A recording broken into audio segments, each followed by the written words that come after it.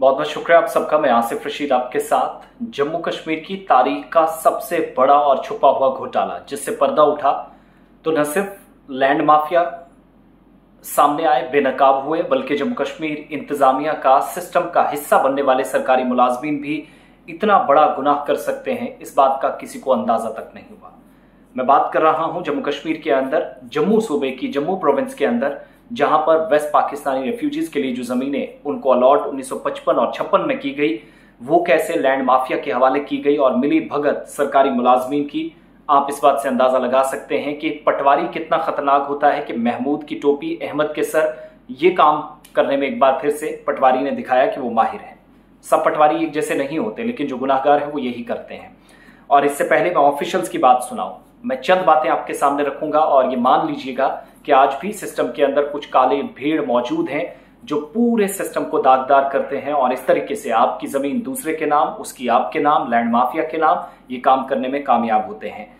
Anti corruption bureau की तरफ से जम्मू में प्रेस कॉन्फ्रेंस की गई, मैं प्रेस कॉन्फ्रेंस आगे चलकर सुनाऊंगा। ये बड़ा घोटाला है जिसमें हुआ है 28 एकड़ से ज्यादा जमीन लैंड माफिया ने इंतजामिया में बैठे अफसरान के साथ मिलकर हथियाली उस पर कब्जा कर लिया। एसीबी जम्मू के डिप्टी इंस्पेक्टर जनरल विकास गुप्ता ने प्रेस कॉन्फ्रेंस की, कहा कि सरकारी अफसरान भी इसमें हैं। मुलजिमान के खिलाफ 5 एफआईआर दर्ज हो चुकी हैं और इस घोटाले में मुलव्विस 16 लोगों के ठिकानों पर छापे भी कल पूरे दिन मारे जाते रहे। अल्लाह करे कि जिसने गलत किया है उसके साथ उसी हिसाब से कार्रवाई हो, कानून के कटहरे में हो, लेकिन जो गुनाहगार नहीं है उसको भी किसी तरीके से छेड़ा नहीं जाना चाहिए। पीओजे के रेफ्यूजीज, वेस्ट पाकिस्तानी रेफ्यूजीज, या जो पाकिस्तान के जेर कब्जा कश्मीर से पनाहगजीन थी, इनकी एक बड़ी तादाद 1955 और 1956 में कुछ जमीनें उनकी आबादकारी के लिए या इनके लिए जो रिहेबिलिटेशन की पॉलिसी, यानी जो वहां से छोड़कर वापस आ गए थे, सताए गए थे, यहां वापस आए, तो इनको जमीनें यहां सरकार ने अलॉट की। साजिश ऐसी रची गई कि इनकी जमीन पर कब्जा किया गया और रेवेन्यू रिकॉर्ड को तब्दील कर दिया गया, छेड़ किया गया। ये मुमकिन ही नहीं कि रेवेन्यू रिकॉर्ड अफसरान के जो है वो उनकी मिली भगत के बगैर इस तरीके से ना उसके साथ छेड़ा गया हो। सुरेंद्र कुमार शर्मा भी प्रेस कॉन्फ्रेंस में थे, तहकीकात इस मामले की क़यादत कर रहे हैं, और उन्होंने कहा कि जम्मू जिले के अंदर असरवान, मिश्रीवाला और भलवाल इलाकों में 225 कनाल कस्टोडियन जमीन, जिसको कस्टोडियन, रेवेन्यू और पुलिस महकमों के एहलकारों के साथ मिलकर लैंड माफिया ने हथियाया। अब सिर्फ रेवेन्यू डिपार्टमेंट के ऑफिशियल्स नहीं है, बदकिस्मती से इनमें एहलकार हैं रेवेन्यू डिपार्टमेंट के अलावा कस्टोडियन डिपार्टमेंट, जिसको जिम्मेदारी है कि आपने तहफ़्फ़ुज़ को यकीनी बनाना है, ज़मीन अपने पास रखनी है और कैसे हकदारों को देनी है, उसने भी मिलकर काम किया। और पुलिस महकमे के एहलकारों के साथ मिलकर काम किया गया। एफआईआर में अब तक 8 से 10 लोग जो हाजिर सर्विस हैं, जो इस वक्त प्रेजेंट गवर्नमेंट का हिस्सा हैं और रिटायर्ड रेवेन्यू के एहलकार हैं, उनको नामजद किया गया है, जिनमें तहसीलदार हैं, नायब तहसीलदार हैं, पटवारी शामिल हैं। और रेवेन्यू रिकॉर्ड में छेड़छाड़ की गई है, तब्दीली की गई है, गड़बड़ी की गई है, जमीन मुख्तलिफ लोगों को फरोख्त की गई, यानी किसी की जमीन किसी को दी गई और 50,000 रुपए तक की फौरी रकम उन्हें फराहम की गई। 5,000 से 50,000 रुपए जिन लोगों ने कब्जा किया था उनको लालच दी गई। अब उन लोगों को लूटा गया, उनको जमीन दी गई, उनको पता नहीं था, कुछ इलाकों में जमीनें महंगी थी और जो काम रेवेन्यू डिपार्टमेंट नहीं करता वो बदकिस्मती से यहां पर किया गया। बिलाखिर ये जो कस्टोडियन अराजी को अलग करने के सबब एसीबी ने रोकथाम की दफात के तहत तहकीकात शुरू की। 5 रस्मी एफआईआर दर्ज हो चुकी हैं, कई सरकारी मुलाजमीन हैं, 8 का नाम इसमें आ चुका है, नामजद हो चुके हैं और मुख्तलिफ इलाकों में 16 मकामात पर जम्मू के अंदर टीमें रवाना की गई। इनमें गवाह भी हैं, आज़ाद गवाह हैं, अफसरान हैं, मजिस्ट्रेट्स पर मुश्तमिल ये सर्च टीमें आज हो सकता है दूसरे दिन भी कार्रवाई करें, कल पहले दिन कार्रवाई चली रही और ये सिलसिला आखिरी इतलात मिलने तक जारी था। एफआईआर दर्ज की गई है, बाकी जो मुतवल्ली अराजी है उसका पता लगाने के लिए भी तस्दीक अभी जारी है। एसएसपी की तरफ से भी कहा गया है इस सिलसिले में अभी किसी को गिरफ्तार नहीं किया गया है, लेकिन सरकारी मुलाजमीन पर शिकंजा कस रहा है। ये वो लोग हैं जो सरकार के अंदर बैठकर इस तरह की घिनौने कामों को अंजाम देते हैं। और अब यहां से आगे मैं ऑफिसर्स की बात सुनाऊंगा, क्योंकि हवा में हम खबर करते नहीं, आधी अधूरी बात हम तक किसी तक पहुंचाते नहीं, तो यहां से आगे ऑफिशियल्स की बात सुनिएगा। ब्रीफ किया कि ये हमारे पास जो एक काफ़ी दिन से इस लैंड के रिगार्डिंग कंप्लेनें आ रही थी और उसमें एंटी करप्शन ब्यूरो JNK ने संज्ञान लेते हुए इसमें डिटेल वेरिफिकेशन की है।